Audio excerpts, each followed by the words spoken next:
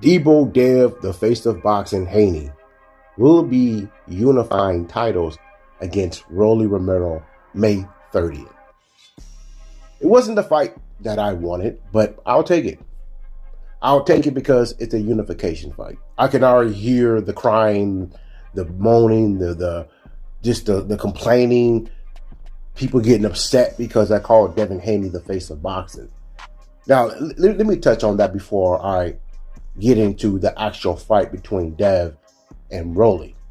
Now, the reason why I believe that Devin Haney is the face of boxing simply because everybody is talking about him. He's the #1 trending fighter in boxing today.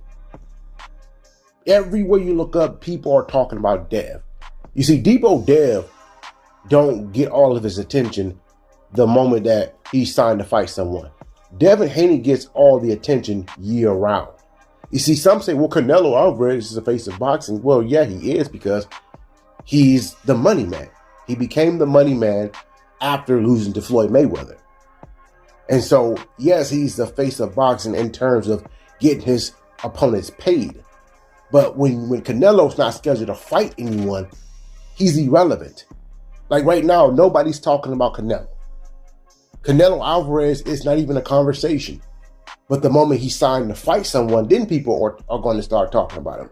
But Devin Haney is a conversation year round.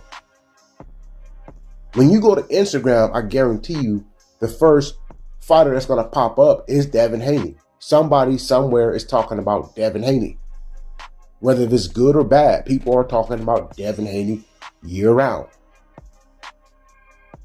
And I believe that he's the face of boxing. He's the face of boxing because a lot of fighters are calling him out. A lot of people are using him to get attention. Some members here in this community are using Dev to grow their channel. I mean, look at Keyshawn. Keyshawn is becoming more popular off of him calling out Devin Haney. You had bum Gabe Rosado trying to start beef with Devin Haney so he can grow his little itty podcast. Yeah, Gabe Rosado, and he's still talking ish about Devin Haney. You know, he got mad at Devin Haney for calling out Xander Zayas. And then he tried to talk about Dev in such a disrespectful way because Dev called out Xander Zayas. So Gabe is trying to build up his little itty platform by trying to start beef with Devin Haney. So Devin Haney is the scapegoat right now. People use Devin to either grow their platform or get people to notice them or just get attention. So how can Dev not be the face of boxing when he's that perfect tool to get all of you guys' jobs done? All of you guys use Devin Haney for whatever reason. All of you guys do. You use him to get attention. You use him to grow your platforms. And a lot of these fighters use Dev's name to garner attention. A lot of these podcasters use Devin's name to get traffic flowing through their platform. So Devin Haney is the face of boxing because everyone cannot stop talking about him. He may not be the money man like Canelo, but he is a fighter that will be there soon. He's only 26. He didn't have a Floyd Mayweather to fight to get him that boost, and he didn't start his career off with being a social media star. And some of you guys have said, well, John, what about Ryan? What about Jake Paul? These guys are not the face of boxing. They are the faces of social media. There's a difference. There's a difference between being the face of boxing and being the faces of social media. Ryan Garcia is the face of social media. Jake Paul is the faces of social media, not the faces of boxing. Dev is the face of boxing. Now, his up-and-coming fight against Rolly Romero, May 30th, I mean, that's an interesting fight because Rolly Romero is a live dog. I'm not saying he's going to beat Dev. What I'm saying is that he's a live dog because of what he's bringing into the ring or what he's bringing to this fight. Rolly Romero, he has physical strength and he hits hard. I think Rolly Romero's boxing ability is a bit underrated. I think he's an underrated counterpuncher. And Rolly Romero can box. But I think Dev is going to, I think Dev is going to stop Rolly Romero inside 8 rounds. But I think the fight is going to be difficult for Dev for the first 3 to 4 rounds because Rolly is a patient fighter and he's an underrated counterpuncher. He does have pop and he's very strong. And so this fight is very interesting based on what Rolly is bringing to this fight. But I think Dev is going to, I think Devin Haney, like I said, is going to stop him inside 8. I think Devin Haney is going to figure Rolly out, and we're going to see Devin Haney basically take over the fight and beat up Rolly Romero. Devin Haney is a smart fighter. He has a great jab. He has great footwork. He's an excellent boxer. When you look at the fight with Rolly Romero and Gervonta Tank Davis and even Ryan Garcia,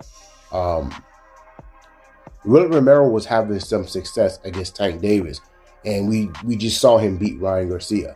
Even the fight against Pitbull Cruz, Rolly Romero was having some success in that fight against Pitbull Cruz. But Tank Davis, Ryan Garcia, Pitbull Cruz, and old man Barroso, they don't have good footwork.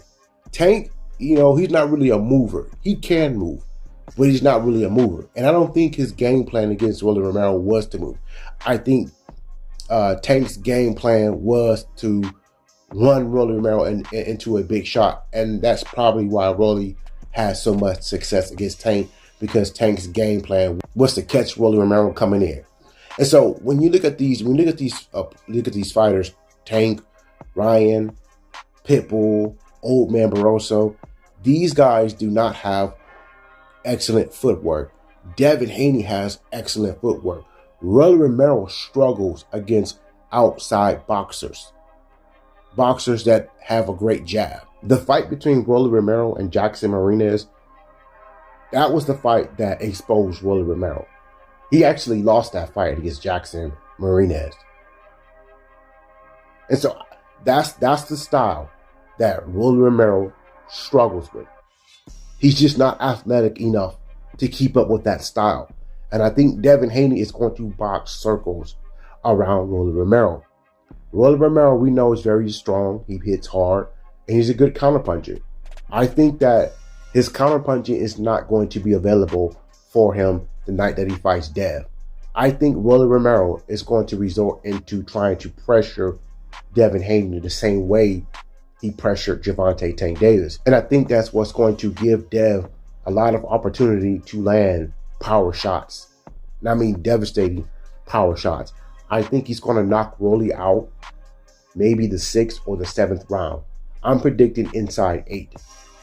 The first 3 to 4 rounds is going to be extremely close. Okay, I think the fight's going to be extremely close for maybe the first, let's say, 4 rounds. First 4 or 5 rounds. It's going to be a chess match. But then Devin's going to settle in.